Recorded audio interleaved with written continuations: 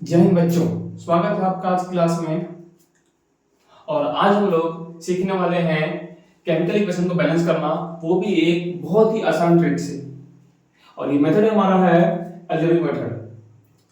अभी तक आप लोग केमिकल इक्वेशन को बैलेंस करके आए होंगे हीटेड मेथड से, जो कि बहुत लंबा और बहुत ही कंफ्यूजिंग है।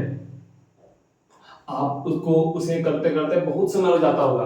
तो आपके लिए एक बहुत ही आसान और बहुत ही जल्दी होने वाला मेथड लाए हैं, इसका नाम है अलजेब्रिक मेथड। तो चलिए बिना वक्त गवाए शुरू करते हैं और जानते हैं इस आसान मेथड को कैसे यूज करना है। कि जब भी कोई एग्जाम में सवाल आए इक्वेशन बैलेंस करने के लिए, तो आपको सिर्फ ये ट्रिक लगा देना है और आपका सवाल जो घंटों में होने वाला था वो चुटकियों में हल हो जाएगा। और ये मेथड बाकी मेथड से, जैसे इंटरनल मेथड है, उनसे बहुत ही आसान है। तो चलिए एग्जांपल लेते हैं और शुरू करते हैं। तो यहाँ हमारे पास कुछ सवाल हैं जिन्हें हम अलजेब्रिक मेथड, जो कि सबसे आसान मेथड है, उससे करने वाले हैं। तो हमारा पहला क्वेश्चन है sodium plus oxygen gives sodium oxide. ये इक्वेशन है, इसे बैलेंस करना है। चलिए देखते हैं जरा। तो करना क्या है आपको बैलेंस करने के लिए इन इक्वेशंस के आगे कोई नंबर रखना है ना। यहाँ पर 2, 4 कुछ भी नंबर आ सकता है। तो हम उस नंबर को लेट कर लेंगे। मानते हैं कि वो नंबर, वो कोएफिशिएंट ए है, बी है और सी है। ये काम आपको करना है। यहाँ जितने भी टर्म्स रहे, 2 टर्म्स हो, 4 हो, 5 हो, आपको सब के लिए A B C D E line wise ले लेना है। अब आगे बढ़ते हैं हम लोग और हम क्या देखेंगे कि रिएक्टेंट और प्रोडक्ट में हर एक एटम के लिए कितने कितने एटम्स हैं। देखते हैं जरा, देखिए। फॉर Na, यानी Na के एटम के लिए यहां पे कितने एटम्स होंगे? यहां 1 है, यानी क्या क्या हो जाएगा से A, और ये किसके इक्वल होना चाहिए? 2C के इक्वल होना चाहिए। यानी कि हम ऐसा इसलिए कर रहे हैं क्योंकि हमको यहाँ पर इक्वेशन बैलेंस करना है। इक्वेशन बैलेंस करने का मतलब ये है कि रिएक्टेंट और प्रोडक्ट में दोनों के नंबर ऑफ एटम्स क्या होना चाहिए? सेम होना चाहिए। जितने नंबर ऑफ एटम रिएक्टेंट में है उतने ही क्या होना चाहिए? प्रोडक्ट में होना चाहिए। हम वही ट्रिक यहां लगाते हैं और देखिए जरा। यानी कि हमारा लिखने का मतलब ये हुआ, अगर हम लिख रहे हैं A 2C, मतलब Na का एटम रिएक्टेंट में, Na के एटम प्रोडक्ट में इक्वल होने चाहिए। यानी ये वाला एटम इसके एटम के इक्वल होना चाहिए नंबर ऑफ एटम्स। वैसे ही ऑप्शन के लिए यहाँ पर 2B C होना चाहिए, मतलब जितने एटम्स रिएक्टेंट में हैं उतने ही क्या होना चाहिए? प्रोडक्ट में। ऐसा हमको बैलेंस करना है। अब हमको करना बस ये होता है कि जितने टर्म्स हैं A B C D E, उन सब को किसी एक टर्म की वैल्यू में ले आना होता है। जैसे A का वैल्यू किसमें हुआ? C में है, 2C। B की वैल्यू में आते हैं C में, तो क्या हो जाएगा? B = C/2। अब हमको क्या करना है कि हमको A, B और C इन तीनों का रेशियो निकालना है। अब बताइए A कितना है? Sir 2C। B कितना है? C/2, और अगेन C तो C ही हमारा है। अब आपको क्या करना होता है कि अगर बटा में, अगर अपॉन में नीचे में कुछ नंबर्स रहते हैं, तो आपको उन सभी नंबर्स का एलसीएम लेना है और मल्टीप्लाई कर देना है। तो नीचे में कितना है? यहाँ पे केवल 2 है, हम इसको 2 से मल्टीप्लाई कर देंगे। यानी कि 2C × 2, C/2 × 2 एंड C × 2। और जो यहाँ पर वेरिएबल रहे उससे आपको डिवाइड कर देना होता है। यहाँ पे कितना है? C है, तो C से डिवाइड कर देंगे। देखिए C से C कट गया, C से C कट जाएगा, C से कट गया, 2 2 जा 4, यहाँ तो सब कट गया, आ गया 1, यहाँ तो आ गया 2। ये आपकी A, B और C की वैल्यू है, A, B और C की। यानी कि 4 Na plus 1 O2 gives 2 Na2O। अब एक बार जरा आप इनके नंबर्स पे गौर कीजिए। यहाँ कितने Na हैं? 4। 2 2 जा 4, 4 4 इक्वल हो गया। कितने ऑक्सीजन है? 2। कितने ऑक्सीजन है? 2। और ये सब बैलेंस हो गया। अगर हम यहाँ पे इंटरकनेक्टेड ट्रायल लगाते हैं तो हमको काफी लंबा टाइम लगता और वो काफी कंफ्यूजिंग भी होता, बट ये ट्रिक काफी आसान होता है। करना क्या होता है कि आपके पास जो भी टर्म्स रहे उन सब के आगे ए बी सी डी ई आपको लगा देना है, और हर एक एटम के नीचे चाहे वो Na हो, O हो, H हो, यानी हाइड्रोजन हो, ऑक्सीजन हो, नाइट्रोजन हो, सब के लिए सिर्फ आपको उनके एटम्स को बैलेंस करते हुए चलना है और आपके यहाँ कुछ इक्वेशंस मिलेगी। करना क्या है आपको, ए बी सी डी जो भी रहे उन सबका रेशियो निकालना है, और उसके लिए क्या करेंगे, हम सभी वेरिएबल्स को किसी एक वेरिएबल के फॉर्म में ले आएंगे। तो हमने क्या किया, हमने ए बी सी को सभी को सी के टर्म में ले आया। अब सी के टर्म में ले आए तो जो भी नीचे बनता है उससे क्या कर देना है, मल्टीप्लाई कर देना है, और जो ये वेरिएबल होता है उसे डिवाइड कर देना है ताकि वो हट जाए। देखो हमने क्या किया, तो सी से हमने डिवाइड कर दिया और जो नीचे में था उसके एल्सियम लेके हमने मल्टीप्लाई कर दिया और हमारा आंसर टैक्स आ गया। अब आगे देखते हैं एक अगला question, H2O2 gives H2O plus O2। ये देखिए हमारे पास तीन टर्म्स हैं, तो हम क्या करेंगे, अगेन हम A B और C ले लेंगे। अब हम सभी को बैलेंस करेंगे, तो देखते हैं, बताइए जरा आप ही, H2 के लिए क्या होगा, 4H, यहां कितना आ जाएंगे 2A is equal to 2B, means 2 से 2 कैंसिल हो गया, A is equal to B। ये हमारा पहला इक्वेशन आ गया। अब चलते हैं किसके लिए, ऑक्सीजन के लिए। फॉर ऑक्सीजन कितना हो जाएगा, 2A is equal to B plus 2C। अब हम जानते हैं कि हम A को B लिख सकते हैं, क्या लिख देंगे, 2B is equal to B plus में 2C, और ये आ जाएगा इधर 2B minus B equal to 2C, means B is equal to 2C। अब देखिए A जो है वो भी B के फॉर्म में आ गया, और जो C है वो भी B के फॉर्म में आ गया, लिख सकते हैं C is equal to B by 2। करना क्या आपको, A ratio B ratio C, इन सभी का रेशियो निकालना है। अब बताइए A कितना है, तो सर A तो हमारा B है, और B तो हमारा B ऑलरेडी है, ये है, और C कितना हमारा B by 2। अब हमने क्या बोला था कि नीचे में जो भी रहे उसके एलसीएम लेना है और आपको उससे मल्टीप्लाई कर देना है, तो हम करते हैं मल्टीप्लाई। कितना एलसीएम आ जाएगा इसका, 2, वेरी गुड, 2 से मल्टीप्लाई करें इसको, B into 2 B by 2 into 2। अब हम ये मल्टीप्लाई इसलिए करते हैं ताकि अगर अपॉन में कोई नंबर रहे, फ्रैक्शन में कोई नंबर रहे, तो वो फ्रैक्शन से हटकर एक होल नंबर आ जाए। अब क्या करना है, जो वेरिएबल यहां पर रहता है उससे आपको डिवाइड करना ताकि वो वेरिएबल भी हट जाए, वो वेरिएबल भी हट जाए। देखिए b से b कैंसिल, b से b कैंसिल, b से b कैंसिल, 2 से 2 कैंसिल, कितना आ गया 2 रेशियो 2 रेशियो 1। कितना इजी है, तो इसका देखिए जरा क्या हो जाएगा, ये 2H2O2 gives 2H2O प्लस में O2। अब जरा इसको देखिए बैलेंस करके, कितने हर है, 2 2 जा 4, 2 2 जा 4 बैलेंस्ड। उसमें कितने हैं, 2 2 जा 4, 2 और 2 4, सब कुछ बैलेंस हो गया। और ये मेथड से आप आसानी से किसी भी इक्वेशन को चाहे कितना बड़ा भी हो आप उसे आसानी से बैलेंस कर सकते हैं। हमने कुछ इजी क्वेश्चन लिए थे, अब आगे हम कुछ बड़े क्वेश्चन भी लेके सॉल्व करते हैं ताकि आप देख पाएं कि इस मेथड से हम किसी भी बड़े इक्वेशन को आसानी से बैलेंस कर सकते हैं। चलिए आगे बढ़ते हैं और आगे हम कुछ और क्वेश्चंस लेते हैं और इनको भी सॉल्व करते हैं। जैसे हमारे पास है Fe plus O2 gives Fe2O3। इसको बैलेंस करते हैं, तो इसके लिए आप क्या करेंगे, आप सिंपल इसके लिए A, इसके लिए B और इसके लिए C ले लेंगे। करते हैं, इसके लिए पहले फॉर Fe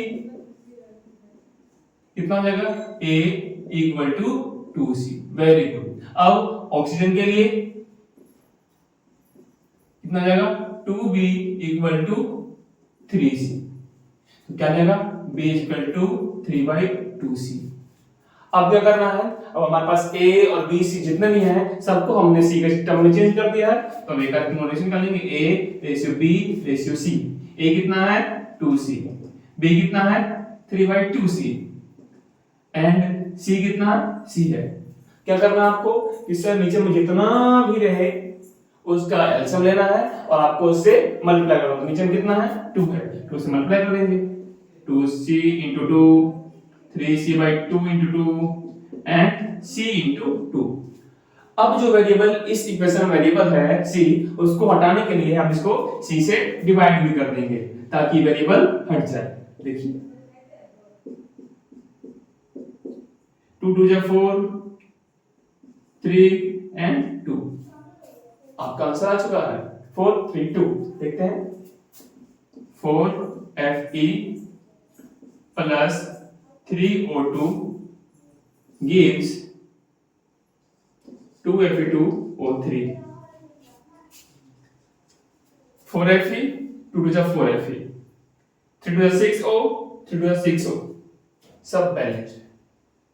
देख सकते हैं अगर अभी हम इसमें इंटीग्रेटर लगाते हैं तो इसको बैलेंस करते करते हम काफी कंफ्यूज हो जाते हैं और उसको बैलेंस करने में काफी समय लग जाता है। लेकिन ये जो ट्रिक है ये काफी आसान है, इसे आप बहुत जल्दी बहुत आसानी से सॉल्व कर सकते हैं। चलिए आगे और बढ़ते हैं। हमारे पास है हमारा इक्वेशन NH3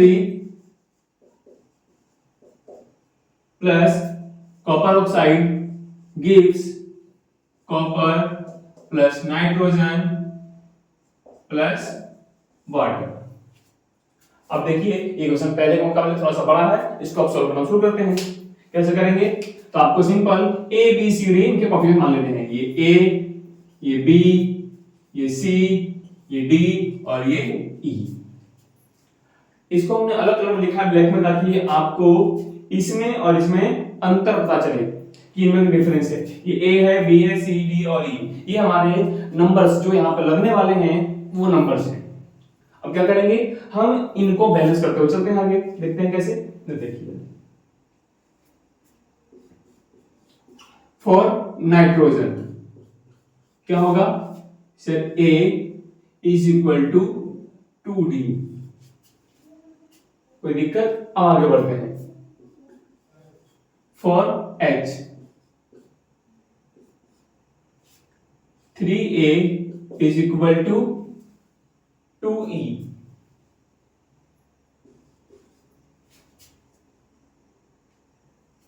और हम मिसाल बोल सकते हैं, आगे बढ़ते हैं। For copper B is equal to C। आगे बढ़ते हैं। For oxygen B is equal to E। तो हम देखेंगे हमारे पास यहां पर कई सारे नंबर्स हैं, जैसे हमारे पास A है, B है। अब देखेंगे हम क्या करेंगे, इन सभी टर्म्स को A B C D जितने हैं उन सब को हम एक ही वेरिएबल के टर्म में लाना चाहेंगे। यहां देख सकते हैं जैसे A है D के फॉर्म में, यहाँ A है E के फॉर्म में, B है C के फॉर्म में और B हमारे E के फॉर्म में है। तो हम क्या देख सकते हैं कि इन सब को E के फॉर्म में लाना ज्यादा इजी है ना, क्योंकि यहाँ B भी E के फॉर्म में है और C जो B के इक्वल है तो इसको भी हम E के इक्वल लिख सकते हैं। जैसे मान लो हमको पता है कि B किसके इक्वल है, C के इक्वल है और B किसके इक्वल है, E के इक्वल, इसको लिख सकते हैं हम E। देखिए हमारे पास जो B था वो B के फॉर्म में आ गया और ये था वो B के फॉर्म में आ गया। अब यहाँ से देखो तो हम A को एक फॉर्म में निकाल सकते हैं। कैसे, यहाँ से हो जाएगा, यहाँ से A is equal to 2/3E। देखिए आपका A भी आ गया के फॉर्म में, B भी आ गया के फॉर्म में, C भी आ गया के फॉर्म में। अब हमको D को निकालना है के फॉर्म में, तो क्या करेंगे बताइए, A कितना आया आपका, A आया है 2/3E is equal to 2D। 2 से 2 कैंसिल, तो यहाँ पर क्या हो गया, D is equal to 1/3e। अब क्या देखते हैं कि आपका ए बी सी डी सब ई के फॉर्म में आ गए। तो यहाँ पे ए आ गया के फॉर्म में, बी आ गया के फॉर्म में, सी आ गया के फॉर्म में और डी भी आ गया ई के फॉर्म में। करना क्या होता है, आपको कितना बड़ा इक्वेशन दे आप सबको टर्म्स मान लेंगे A B C D E F और उनको उनके एटम्स के अकॉर्डिंग बैलेंस करते हुए लिखेंगे। अब जितने भी टर्म्स हो उन सब को किसी एक टर्म के फॉर्म में लाएंगे। जैसे हमने क्या किया, यहाँ पे A B C D E 5 term थे तो हमने उन सब को ई के फॉर्म में लाया। अब आपको देखना होता है कि किसको किस में लाना ज्यादा इजी है। अगर वहां पर सबको डी में लाना इजी होता तो हम सबको डी में चेंज कर देते, बट यहाँ हमने क्या देखा कि सबको ई में लाना ज्यादा आसान था। तो अब शुरू करते हैं आगे। देखिए A ratio B ratio C ratio D ratio E. बताइए ए कितना है, तो सर ए कितना हमारा 2/3e। बी कितना है, सर बी तो हमारा ई है। सी कितना है, सी हमारा ई है। डी कितना है, सर डी हमारा 1/3e है और ई तो हमारा ई है ही। अब क्या करना है कि नीचे में जितने भी टर्म्स हो, नीचे में जितने टर्म्स हो उस सम के उनको मल्टीप्लाई कर देंगे। कितना क्या करेंगे, मल्टीप्लाई।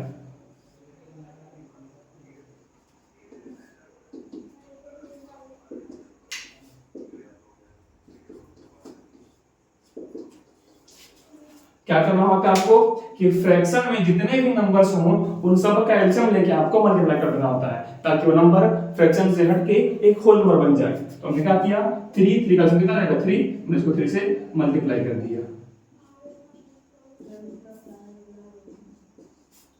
अब चूंकि ये वेरिएबल ई हर जगह है तो इस ई वेरिएबल को हटाने के लिए हम इसे क्या करें, इसको डिवाइड भी कर देंगे ताकि वो हट जाए। अब देखिए ई से ई कैंसिल, 3 से 3 कैंसिल, ई से ई cancel cancel cancel and cancel. अब जो नंबर बचे हैं देखिए जरा 2 3 3 1 3 और ये आपका आंसर हो गया। अब सिंपली इसको यहां पर रख दीजिए। देखिए कैसे आपको रखना है, 2NH3 plus 3CuO gives 3Cu plus 1N2 plus 3H2O। अब आपके लिए हम सबको बैलेंस करके दिखाते हैं एक टेबल बना के। ये देखिए हमारा टेबल है।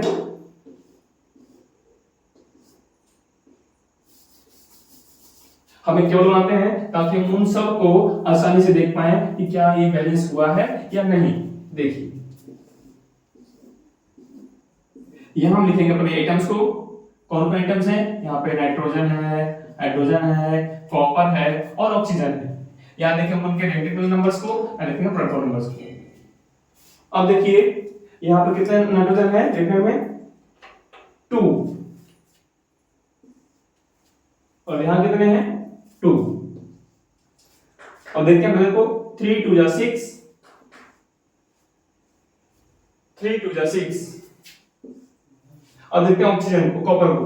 कॉपर कितना है 3, यहां कितना है 3 और ऑक्सीजन देखते हैं, ऑक्सीजन कितना है यहाँ पे 3 और यहां कितना है 3।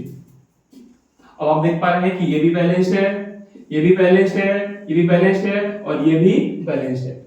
तो कितना बड़ा भी इक्वेशन हो आप उसको चुटकी बजा के सॉल्व कर सकते हैं। कैसे, ये आपको इक्वेशन को रखना है, जैसे ये इक्वेशन है आपको इसे रखना है और सिंपली इन टर्म को क्या करेंगे, यहां मान लेंगे यहां ए है, यहां बी है, यहां सी है और यहां पे डी। अब आप इन सब को इसके एटम्स के अकॉर्डिंग बैलेंस करेंगे।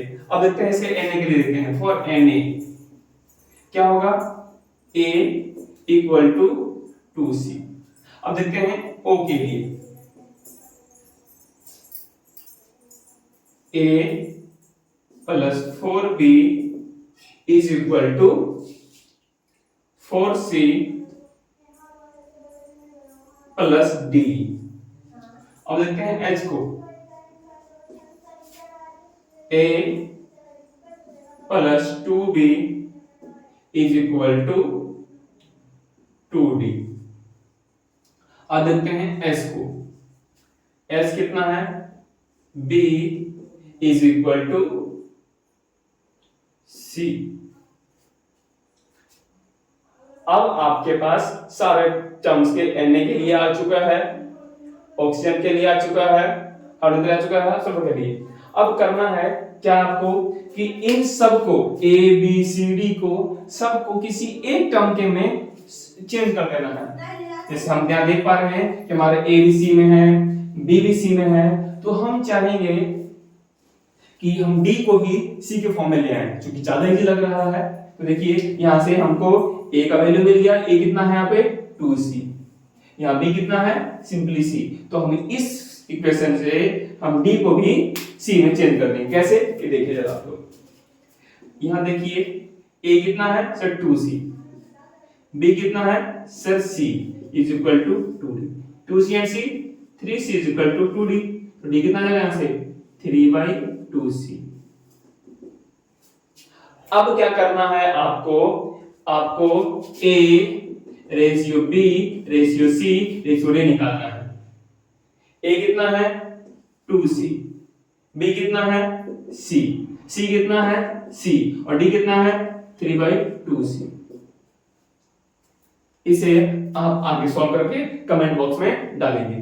और आपके होमवर्क के लिए हम एक क्वेश्चन और दे रहे हैं, जिसे आप सॉल्व करके हम कमेंट बॉक्स में नोट करेंगे। और क्वेश्चन रहेगा barium chloride plus hydrogen sulphate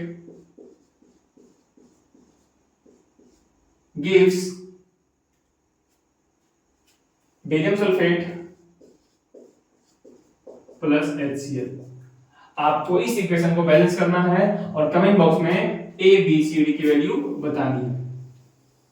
उम्मीद है आपको ये वीडियो अच्छा लगा होगा और आपको कुछ नया सीखने को मिला होगा। आज हमने क्या सीखा?